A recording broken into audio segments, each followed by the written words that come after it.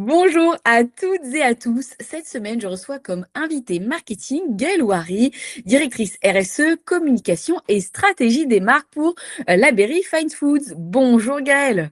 Bonjour Barbara. Je suis ravie de vous recevoir aujourd'hui pour parler notamment de deux piliers forts au sein du groupe, à la fois l'innovation et le marketing responsable. Mais peut-être pour commencer, Gaëlle, quelques mots sur le groupe déjà, la Berry Fine Foods, quelles sont les marques, quelle est la dynamique? Alors, le groupe La Berry Fine Foods, c'est une très jolie ETI qui fait un tout petit peu moins d'1 milliard d'euros de chiffre d'affaires, avec de nombreux sites qui sont implantés notamment en France. On a 9 sites en France et puis on a aussi 2 sites au Royaume-Uni et un site en Belgique, 3500 collaborateurs, des marques, puisqu'on parle de marketing, que vous connaissez, j'espère, la marque La Berry, qui est le leader du saumon fumé et du foie gras, et cette table qui annonce des bons moments cette marque, pardon, qui annonce des bons moments de partage sur une table. Et oui, c'est On le a lapsus révélateur entre... exactement. Mais ça me va. Oui, et je vous parlerai peut-être de notre raison d'être qui vient illustrer ce lapsus. On a une autre marque qui est la marque Delpierre. La marque Delpierre, c'est cette marque des produits de la mer qu'on retrouve aussi en grande surface, qui va proposer autant des crevettes que du poisson, du hareng fumé, du saumon fumé. On a aussi la marque Blini. C'est la marque Blini, c'est cette marque qui nous a fait connaître le tarama, le tzatziki, les blinis, ces petites crêpes apéritives, et qui a mis un peu de fraîcheur et d'originalité sur les tables d'apéritifs dans les années 80-90. Et puis, la marque L'Atelier Blini, qui est un peu plus récente, qui est sur le même marché de l'apéritif frais avec un positionnement un peu différent. Donc voilà, en gros, le groupe. Et juste pour vous donner les grandes filières sur lesquelles on travaille, on va avoir le chiffre d'affaires. On a 41% de notre chiffre d'affaires qui est fait sur les poissons. Donc, évidemment, le saumon, le hareng, le cabillaud, fumé ou frais. C'est 27% sur les crustacés, donc les crevettes. C'est 16% sur l'apéritif frais et c'est 16% sur les produits du terroir et le foie gras. Et donc, toutes ces filières et puis ces marques-là travaillent toutes dans un même sens autour d'une raison d'être qu'on a lancée maintenant il y a 2 ans, je dirais, qui est donnons ensemble l'envie de réunir autour d'une même table. Ah, est-ce Voilà. que ça fait écho quand même aussi, si on parle beaucoup de solitude, le retour sur soi, etc. Donc, est-ce que ça vient un peu challenger ce mouvement? C'est exactement ça. On a un ADN dans le groupe qui est un ADN très positif, très optimiste. On est on est convaincu que il y a quelque chose qu'on doit garder vivant, qu'on doit entretenir et qu'on doit développer, c'est le lien social. Euh, et comme vous le dites, Barbara, dans un contexte, et alors le contexte géopolitique, malheureusement, nous rappelle qu'aujourd'hui, on est plus dans un univers et dans un monde où on va signaler, souligner tout ce qui nous oppose, tout ce qui nous différencie, tout ce qui nous met les uns contre les autres. Et on a la conviction chez la Berry Fine Foods que s'il y a un endroit qui doit rester un endroit sacré, où on peut se retrouver, Qui c'est bien rassemble, la qui est table. fédérateur, pardon. Ouais, c'est la table. Mais je dirais que c'est à 2 conditions. La première condition, c'est que les produits qu'on met sur la table, ce sont des produits de plaisir, de gourmandise, parce qu'à partir du moment où, quand on mange quelque chose, on ressent un plaisir, il y a quelque chose qu'on abandonne et qu'on laisse aller, et on va toucher l'émotion, en fait, et on déclenche l'émotion. Et donc, c'est pour ça que le plaisir et le plaisir intense pour nous est hyper important. Et puis, c'est la responsabilité, c'est-à-dire que pouvoir prendre ce plaisir en se disant que les produits qu'on déguste sont des produits qui ont été faits dans les meilleures conditions possibles, ça nous permet de décupler probablement cette notion de plaisir.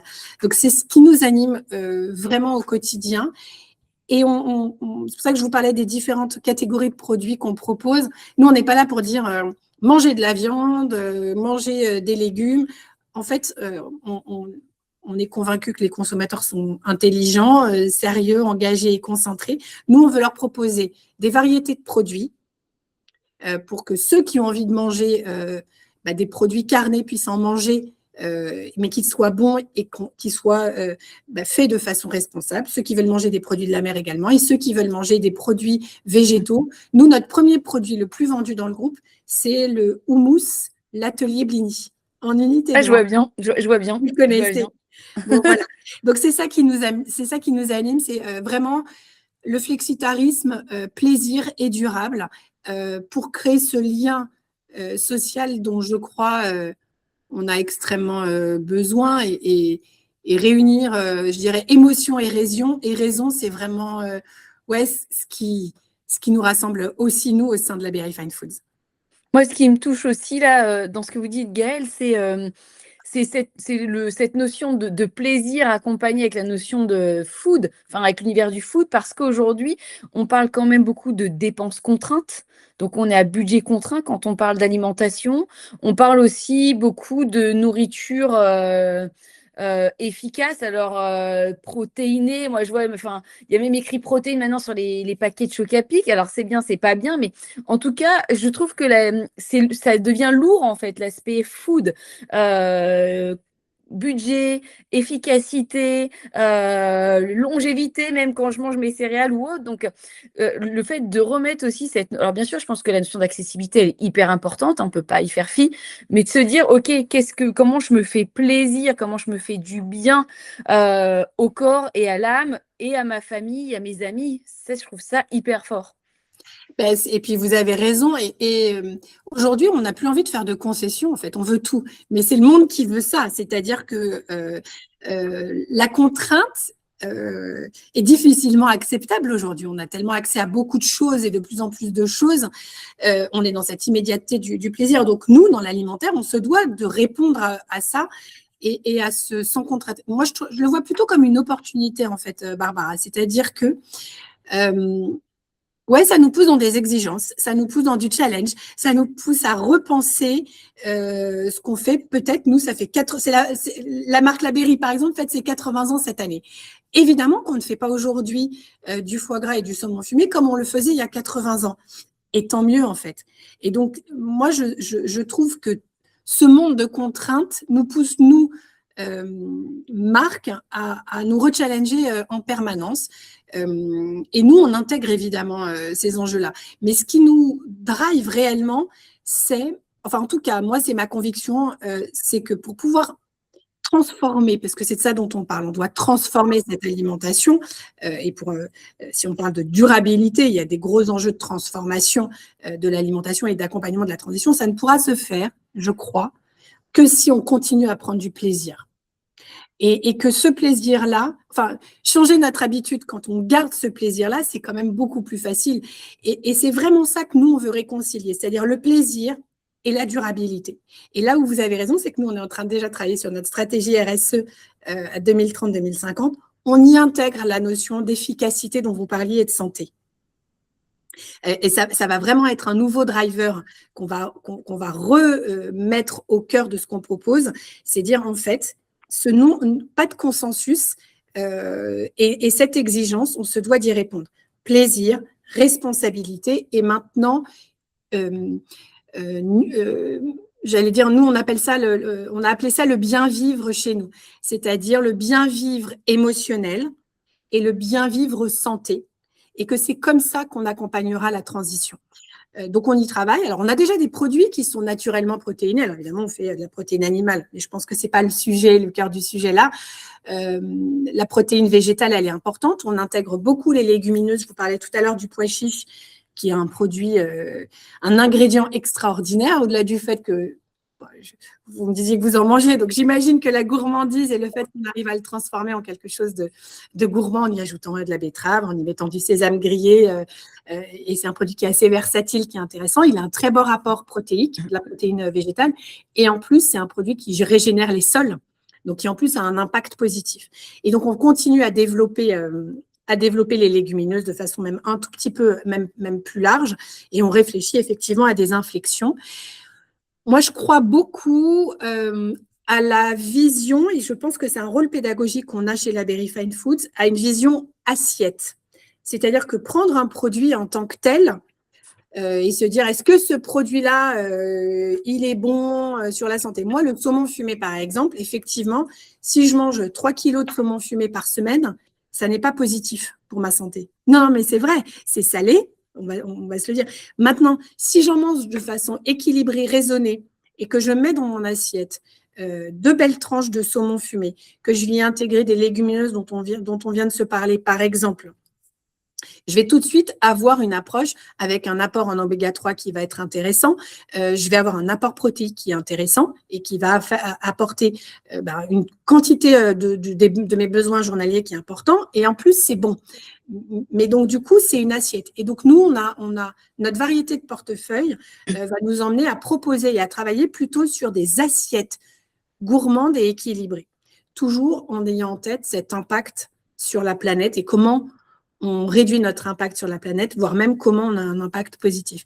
Donc moi, je trouve ça, l'efficacité dont vous parliez, elle est intéressante. Et puis, je suis peut-être très longue, mais c'est un sujet qui est hyper passionnant parce que je trouve qu'on est vraiment dans ce qui se passe dans la société. On est aussi sur une société, en tout cas française et européenne, vieillissante. Et on a envie de vivre longtemps et de vivre bien. Et qu'on se rende compte que l'alimentation est un levier qui peut permettre de vivre plus confortablement, mais je trouve ça formidable de se dire qu'au quotidien, on peut aussi se faire du bien. Et je redis un bien émotionnel et un bien corporel. Merci, merci Gaëlle. Alors, si on axe sur un des premiers piliers qui est celui de l'innovation, en quoi l'innovation est un élément central pour le groupe? Alors, chez nous, l'innovation, c'est effectivement un élément sur l'alimentaire hyper important. Déjà, le point quand même hyper positif, c'est qu'on voit, si on regarde globalement sur les marchés aujourd'hui, je parle de GMS, on voit qu'il y a une reprise de l'innovation ces dernières années, qu'aujourd'hui, enfin, qu'il y a globalement plus 16%, je crois, d'innovation en 2025. Donc, on repart après des années un peu compliquées. On repart et le marché repart sur de l'innovation et tant mieux, et des innovations extrêmement diversifiées, que ce soit de la recette, que ce soit effectivement de l'apport, comme vous le disiez, santé, que ce soit aussi sur des enjeux de durabilité. Le plaisir dans l'innovation reste toujours le premier driver. Je crois que j'avais un chiffre, c'était à peu près le bénéfice qui est recherché quand on cherche un produit et une innovation, ça va être à 85% le plaisir. Le plaisir. La santé et le bien-être, c'est le deuxième, c'est 53%.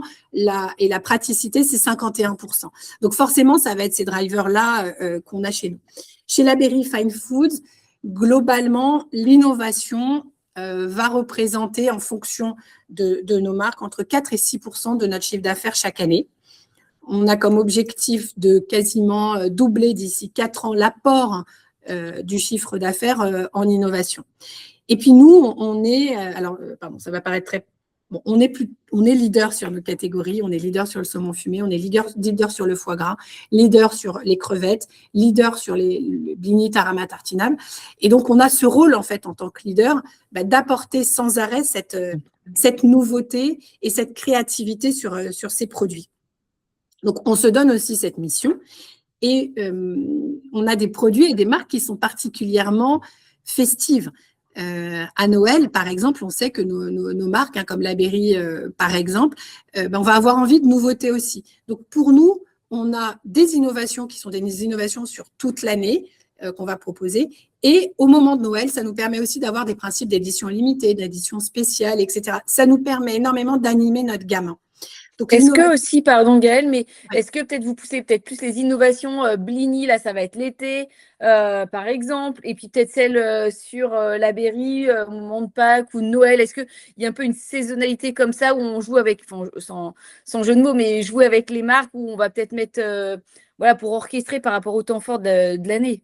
Vous avez tout à fait raison, c'est exactement ça. C'est-à-dire que notre gros temps fort d'innovation sur la marque La Berry, évidemment, c'est Noël, les fêtes de fin d'année, les tables de fin d'année. Et d'ailleurs, c'est propice à une énorme créativité en saumon fumé, en truite, en foie gras, en viande de canard aussi. Même si la viande de canard, par exemple le magret, on va le manger tout au long de l'année, notamment en été, qu'on va intégrer à des assiettes et à des salades. Et on va faire des magrets séchés, d'ailleurs assaisonnés, etc., pour agrémenter. Donc, on innove quand même. Une marque, vous avez raison, comme Blini ou l'Atelier Blini. L'Atelier Blini, c'est une marque qui est très dans l'innovation. Là, à partir de Pâques, avril, et puis surtout l'été. Blini, on a des vraies collections aussi au moment des fêtes de fin d'année. Avec la marque Blini. Mais c'est effectivement sur la marque Blini et l'Atelier Blini, nos deux grands temps forts, ça va être l'été et Noël. Et la marque Delpierre, on innove aussi sur les deux mêmes temps forts. La marque Delpierre, on va innover beaucoup sur de la crevette avec de l'assaisonnement truffe, par exemple, pour le festif. Et on va basculer sur des plateaux de brochettes pour faire des bons barbecues avec des crevettes ou du poisson sur l'été, ou encore des plateaux de crevettes pour l'apéritif avec des sauces et des mayonnaises. Effectivement, on a ces deux temps forts. Donc, nous, c'est pour ça qu'en fait, on a une activité extrêmement créative et puis après, ça peut nous permettre aussi d'installer ces innovations tout au long de l'année. Là, on est à fond dans les lancements du mois d'avril qui sont en ce moment et qui ont été présentés il y a quelques mois et qui commencent à être référencés. On a un produit qui va être… Enfin, moi, j'y crois énormément. On parlait de la Berry qui innove beaucoup pour Noël, mais là, sur le mois d'avril, on va sortir ce qu'on appelle des tendres cœurs de filet, c'est-à-dire que c'est des filets.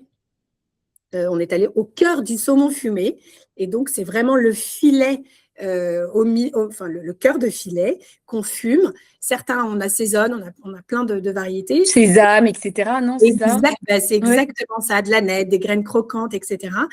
Et ça va nous apporter donc c'est vraiment du saumon fumé, mais sauf que c'est un cœur. On va être amené chacun à le trancher en fonction d'épaisseur. Et c'est un produit qui va être du coup très versatile. C'est une nouvelle texture, c'est une nouvelle sensation qui va très bien dans les pokéballs, en apéritif, et qui va donc du coup permettre d'accompagner cette versatilité de consommation, notamment sur l'été. Voilà, oui, sur les planches aussi. Est-ce que vous avez d'autres exemples, Gaëlle, peut-être d'innovations récentes ou qui arrivent là justement sur l'été, peut-être sur les marques Blini, je crois qu'il y a des choses aussi, non?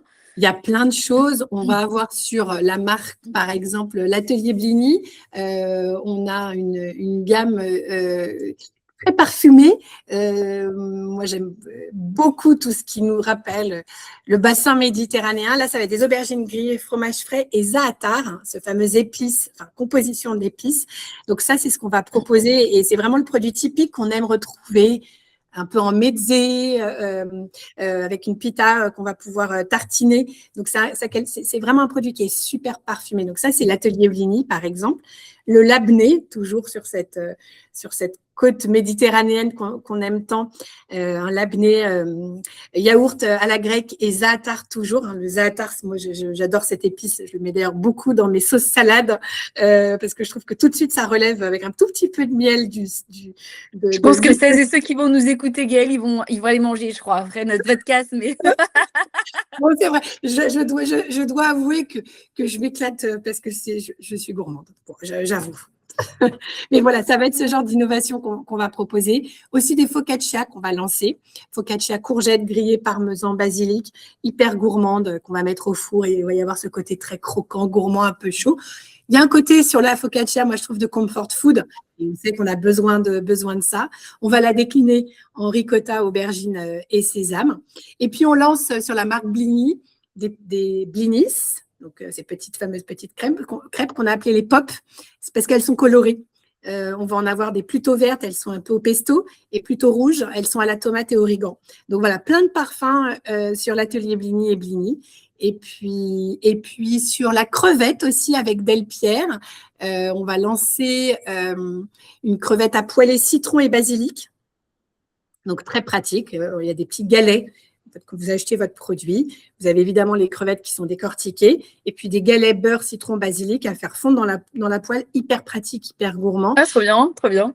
Ouais, franchement, où on met avec des pâtes, c'est assez pratique et très gourmand et assez facile. Voilà, on va lancer ça, on va lancer des calamars aussi. et puis la fameuse couronne de crevettes avec une bonne mayonnaise. Voilà, c'est les quelques innovations dont je peux vous parler sur nos marques principales. Merci Gaëlle de jouer le jeu. C'est vrai que vous avez dévoilé pas mal de chiffres, pas mal d'innovations, beaucoup d'innovations. Donc, merci beaucoup. Comment est-ce que vous définissez justement, c'est quoi un peu les process pour aller définir l'innovation? Est-ce que vous regardez les tendances? Alors, on voit, hein, tout à l'heure, vous avez dit le mot intense. Moi, je trouve que dans la food, en ce moment, on est beaucoup dans le côté crousty, c'est le côté spicy. On recherche quand même des expériences un peu particulières dans la food. Donc, est-ce que c'est suivre ces tendances? Est-ce que c'est aussi innover ce que vous disiez sur le packaging, du pratique, je clip, j'ai ma crevette, mon beurre, et hop, c'est dans la poêle. Enfin, voilà, comment est-ce que vous vous inspirez? Comment on s'inspire? Parce que déjà, je pense qu'on est tous plutôt des gourmands et plutôt assez curieux. Et donc, déjà, on est nos propres inspirations. Enfin, quand je dis ça, c'est en fait, on essaye en tout cas de ressentir quelles sont les attentes. Je ne vais pas vous dire que sur les recettes qu'on fait, on fait des études de fou pour trouver. En fait, on ressent, et heureusement, on ressent quand même les envies, les tendances, exactement ce dont vous parliez. Mais toujours guidé. Notre premier guide, c'est le plaisir. C'est vraiment ce plaisir gustatif. C'est vraiment cette émotion, comme vous le disiez, cette reconnexion à un moment. C'est ce que je vous disais, pour nous, nos produits, c'est vraiment des produits quel qu'il soit, hein, où on choisit à un moment de bien manger. Donc, du coup, on va être connecté à ces émotions. Et c'est vraiment ça notre premier guide. C'est d'abord le goût, le goût, le goût. Vraiment, c'est ce qui va nous… Et vous peut-être que vous regarderez, mais on essaye toujours de faire en sorte que les goûts soient identifiés. On n'est pas dans des espèces de plein de goûts différents où on ne sait pas trop ce que c'est. Pour nous, ce qui est important, c'est qu'on puisse tout de suite dire « Ah, je ressens, vous parliez tout à l'heure de sésame, quand on va faire effectivement un saumon fumé, graines de sésame. Il va falloir tout de suite qu'on identifie ce goût de graines de sésame. C'est ça qui va nous intéresser. Donc, c'est vraiment le goût, le plaisir. La praticité, c'est essentiel. De la mise en œuvre facile. Nous, on se dit, déléguez-nous, consommateurs, déchargez, consommatrices, c'est souvent des femmes quand même qui nous achètent. Votre charge mentale, on sait qu'elle est importante. Vous déchargez sur nous. Nous, on va on va faire tout le travail justement de culinarité. Vous n'avez qu'à faire une belle assiette et à présenter. C'est vraiment ça notre mission. C'est la décharge mentale. Voilà. Et on sait que souvent, il y a un petit truc social qui peut jouer avec nos produits. Hein. Quand il y a des produits Atelier Bligny, on a souvent des invités. On va avoir envie qu'il y ait ce twist social. On joue un peu son image sociale aussi. Donc voilà, on dit déléguez-nous ça. Et puis peut-être concentrez-vous sur… je ne sais pas ce que vous allez faire en fromage, hein, si vous voulez faire du fromage. Nous, on s'occupe de toute cette partie salée, que ce soit l'apéritif, l'entrée, le plat. Voilà. Ça, donc, c'est plaisir, praticité et la durabilité pour nous qui est super importante. Et l'innovation sur la durabilité, elle est importante. Ce n'est pas toujours ce qui se voit de façon flagrante, mais on a une stratégie RSE qui est extrêmement… moi, je suis aussi directrice RSE pour le groupe. Hein, et ces engagements-là qu'on a qui sont assez forts, comment on les traduit sur les marques? Responsabilité sociétale des marques. Toutes nos marques ont un combat sociétal. C'est important. Et elles ont toutes des engagements assez forts. Alors après, on n'arrive pas à les tirer tous jusqu'aux consommateurs. On ne peut pas tout raconter ce qu'on fait. Mais on essaye quand même de valoriser des choses. Par exemple, sur notre marque Bligny, vous trouverez sur des produits le label Agriéthique France. C'est-à-dire que notre engagement, on parle de houmous depuis tout à l'heure, par exemple sur le blé, sur le pois chiche, sur le blé, notamment, on est en filière Agriéthique France, c'est-à-dire qu'on s'engage en contrat pluriannuel avec des agriculteurs français à leur acheter des volumes et on les aide dans leur transition agroécologique. Donc ça, pour nous, c'est extrêmement important. D'ailleurs, on a développé une association qui s'appelle Impact Positif, où on accompagne pour une agriculture du vivant des agriculteurs. Donc, on va sur le terrain et on leur dit, voilà, c'est important, planter des légumineuses, pourquoi, comment vous pouvez faire, vous faites de l'interculture, ça régénère les sols, etc. Donc, ça, c'est un sujet qui est important. Voilà, quand vous allez acheter des produits l'atelier Bligny, vous allez voir effectivement qu'il y a 1% des bénéfices qui sont reversés pour l'agriculture régénérative. On va pousser la labellisation aussi sur nos matières premières. toutes nos crevettes, par exemple, Delpierre, sont labellisées ASC, donc aquaculture responsable. Sur le saumon fumé, on a un label Certiconfiance et une charte, évidemment, sur l'élevage des saumons, l'espace qu'occupent les saumons dans les cages, c'est 97%, enfin dans les cages, dans les grands bassins qui sont en pleine mer. Les saumons sont élevés en pleine mer pendant 3 ans. Il y a des grands bassins, c'est 97% d'eau, 3% de saumon. Donc ça, on va y faire extrêmement attention. Leur alimentation. Le canard gras, on en parlait tout à l'heure, on est labellisé depuis mars 2025. Agriéthique aussi, c'est un engagement extrêmement fort. Bien-être animal, donc on a été audité, nos éleveurs ont été audités sur les conditions d'élevage, leur formation sur les conditions d'élevage des canards et également l'alimentation. Et pareil, on est en contrat pluriannuel avec des éleveurs de canards dans le sud-ouest. On travaille avec 200 agriculteurs qui sont à moins de 100 km de nos ateliers de transformation. Donc, c'est super important. Ça, c'est toutes ces innovations qui sont visibles pour certaines, un peu moins visibles quand on lutte contre le réchauffement climatique en changeant nos usines, puisqu'on est engagé dans une trajectoire 1,5 degré validée SBTI au niveau du groupe, c'est nos usines qui se transforment, c'est nos packaging, on essaye de réduire le poids de l'emballage. C'était ma question. Oui, et c'est un des plus gros enjeux, hein. C'est un des plus gros enjeux, c'est-à-dire que praticité, par exemple, sur certains produits, on a le packaging, on a une opercule et on a un couvercle. Quand on demande aux consommateurs, c'est compliqué d'enlever le couvercle, en fait, parce qu'ils disent, ouais, mais moi, je ne mange pas tout d'un coup. Donc, moi, j'ai besoin de remettre dans mon frigo avec le couvercle. Donc, du coup, qu'est-ce qu'on a fait? On a diminué l'épaisseur des pots et la hauteur des pots, par exemple, pour réduire le poids du plastique. On travaille évidemment sur la recyclabilité de nos produits. On a plus de 75% de nos packaging qui sont recyclés. Qui sont recyclables, pardon. Et puis, on augmente aussi notre part de plastique recyclable. On a enlevé les intercalaires entre les tranches de saumon, par exemple, aussi de saumon fumé, même si c'était très serviciel, même si quand on demandait aux consommateurs c'est pratique, bah ouais, c'est pratique. Donc, on l'a laissé à Noël, mais on l'a enlevé sur tout le reste de l'année. Donc, voilà, c'est plein d'initiatives comme ça qui ne sont pas toujours visibles, mais qui sont hyper importantes et qui garantissent la durabilité aussi de nos marques, et c'est essentiel, et qui aident le consommateur à devenir engagé aussi, hein. Mais oui, ce qui est intéressant, c'est qu'on se dit, finalement, le volet RSE, tout le monde est au courant, c'est tout est fait. Non, ça reste un chemin progressif, il y a encore des choses à faire.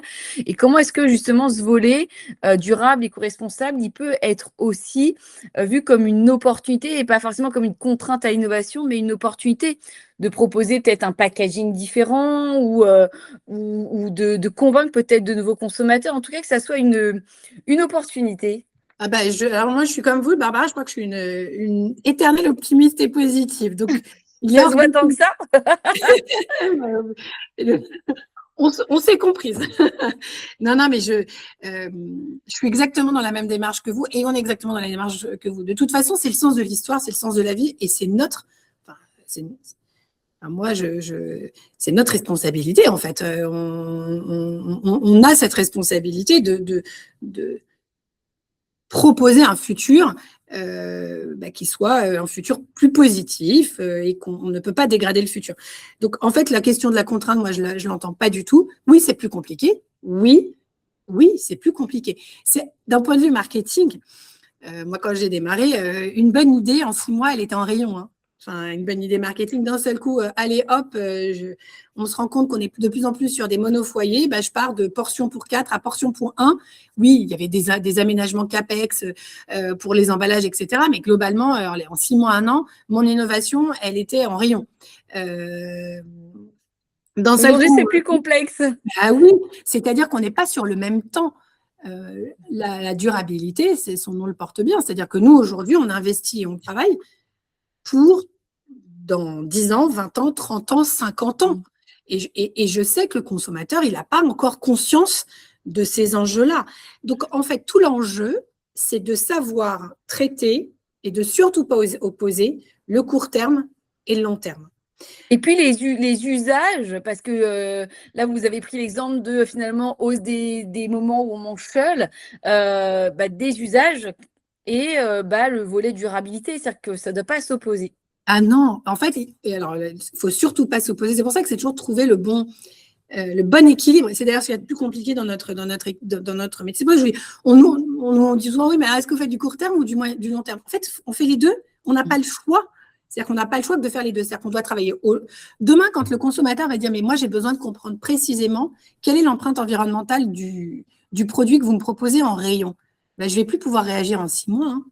Le fait d'avoir transformé mon usine pour m'assurer d'avoir diminué au maximum ma consommation d'eau ou ma consommation d'énergie et m'assurer que ne serait-ce que mon outil de production, il limite son impact, j'investis aujourd'hui. On a commencé à investir il y a 5 ans, parce que le jour où il va le demander, moi, je ne pourrais pas dire, attends, j'ai besoin de 10 ans parce que mes investissements en CAPEX, c'est plusieurs millions.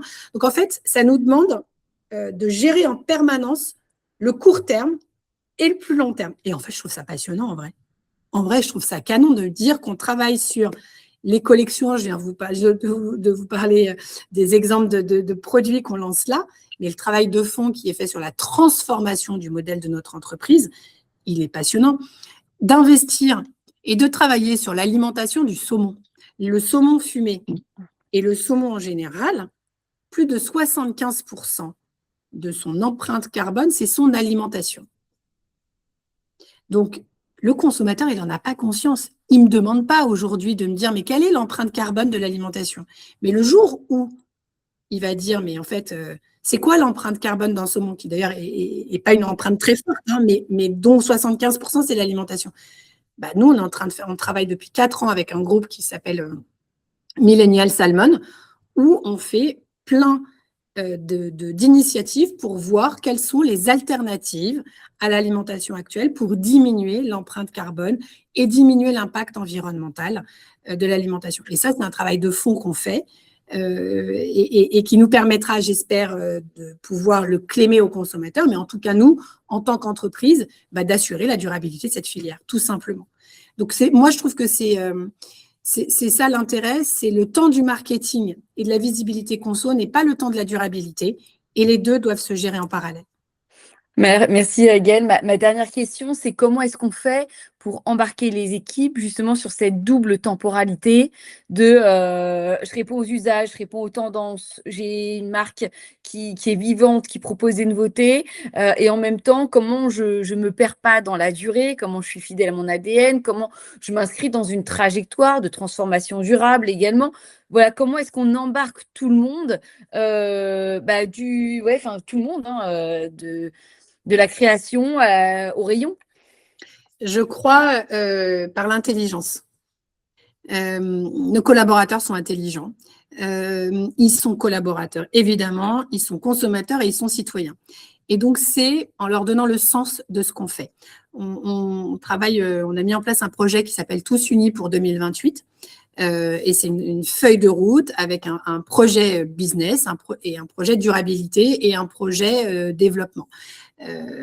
Et donc, derrière ce projet-là, donc c'est un projet d'entreprise, hein, on l'a déjà travaillé avec les collaborateurs, on le partage. Toutes nos réunions commencent en rappelant ce projet Tous Unis, notre raison d'être, qui s'appuie sur 2 piliers stratégiques, le plaisir intense et la responsabilité, qu'on a des objectifs stratégiques et des leviers stratégiques. On a un one-page, c'est assez pédagogique, et vraiment toutes nos réunions commencent comme ça. Et là, on vient d'implémenter alors ce qu'on pourrait appeler la culture d'entreprise, qui sont en fait nos principes d'action. Ces 5 principes d'action qu'on a appelés réunis avec cœur, pour contributeurs ouverts, efficaces, unis et réactifs, qui sont les principes d'action pour l'ensemble de l'entreprise. Donc, 1, on donne du sens. 2, on donne la feuille de route. 3, on donne une clé de lecture des comportements attendus.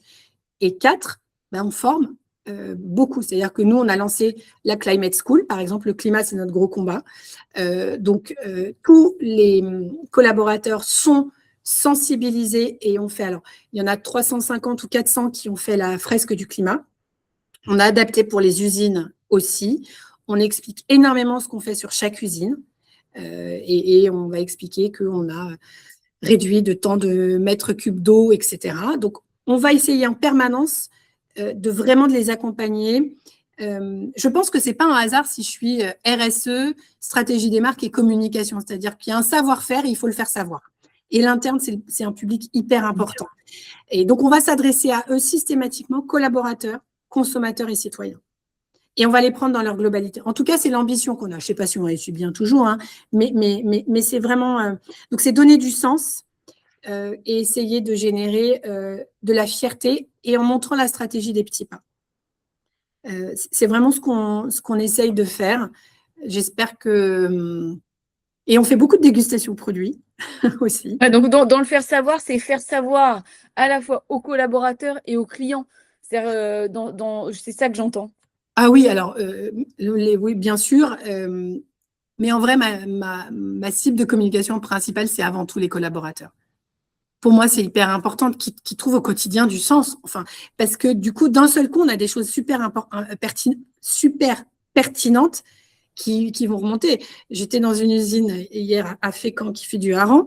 On était avec une chef d'atelier qui nous a expliqué comment elle avait changé tout un process industriel parce qu'elle s'était questionnée et que du coup, ça avait permis de faire des économies d'eau, d'énergie, etc. Enfin, et en fait, c'est ça, c'est donner ce pouvoir d'agir en fait à l'ensemble des collaborateurs. Évidemment, nos distributeurs, les clients, les consommateurs, il faut qu'ils aient conscience. Nos financiers, c'est important. Les partenaires, les banques, nos actionnaires, etc. Mais les collaborateurs, c'est essentiel en fait parce que c'est un levier d'efficacité en fait, c'est un levier de performance aussi. Hein. Et on a vraiment la volonté avec l'ensemble du COMEX. Et j'ai un COMEX qui est super engagé. Hein. Enfin, vraiment, on a une chance folle. C'est important de le préciser, je pense aussi, dans les oui, conditions, on va dire, les clés de succès, que les collaborateurs comprennent, soient engagés, mais qu'aussi, que ça vienne de partout et aussi de la direction. Moi, j'avoue, c'est un bonheur. Enfin, j'ai une chance folle, Barbara. J'ai un COMEX qui est super engagé, qui comprend, qui est à l'écoute, qui veut mettre en œuvre. Là, on a fait 3 heures sur un atelier décarbonation. Ah, c'est génial. Quelle chance j'avais. J'avais le président, les directeurs généraux, le directeur financier, le directeur du corporate, le directeur de la Global Supply. Et donc, moi, puisque je fais aussi partie du COMEX, c'est canon. C'est génial. C'est génial. Et puis, du coup, même pour eux, parce que du coup, on leur dit, OK, c'est quoi nos enjeux de décarbonation? Il faut qu'on y travaille ensemble. Ça va nous faire shifter notre modèle. Et ça les met aussi, eux, dans une autre perspective. Donc, j'avoue que j'ai de la chance. J'ai un COMEX qui est très engagé, avec un président qui est super engagé, aussi bien sur la dimension durabilité. Il est très préoccupé par les marques, très, très sensible aux enjeux marketing. Donc, j'avoue que j'ai de la chance de travailler au sein d'une équipe aussi hyper moteur, quoi. Un grand merci, Gaëlle. Ma dernière question et un mot de la fin, peut-être pour celles et ceux qui nous écoutent ou qui vont nous regarder sur YouTube. Pour celles et ceux qui ont envie d'allier, on l'a dit, durabilité, plaisir, court terme et long terme. Voilà, un petit conseil, une petite clé. Alors, je vais un petit conseil, mais vous me direz si ça vous parle, Barbara. Moi, j'aime beaucoup cette définition, c'est avoir un état d'esprit positif. C'est-à-dire regarder les problèmes, parce qu'il y en a plein, les contraintes, on parlait, et de se dire, OK, quelles sont les solutions? Et il y a des solutions. Voilà. Pour moi, c'est vraiment cet état d'esprit de se dire comment on fait des contraintes, des freins, comment on en fait des opportunités. Je trouve que ça nous rend intelligents, en fait. Je trouve que si c'était tout facile, on irait à la première idée, puis tout déroulerait, quoi. Là, ça nous force à être plus intelligents. Donc, pour moi, ce serait ça. C'est peut-être très, Un très… grand merci, voilà, sur cet optimisme de solution. Je suis contente de terminer là-dessus. Merci, Gaëlle. Merci, Barbara. C'était un plaisir. Merci à vous qui nous avez écoutés ou regardés. Si vous avez apprécié cet épisode, n'hésitez pas à mettre un pouce, des étoiles, à faire sonner la cloche, à vous abonner pour ensuite que vous puissiez recevoir les prochains épisodes. Bonne fin de semaine et nous on se retrouve lundi pour l'actu marketing de la semaine. À bientôt.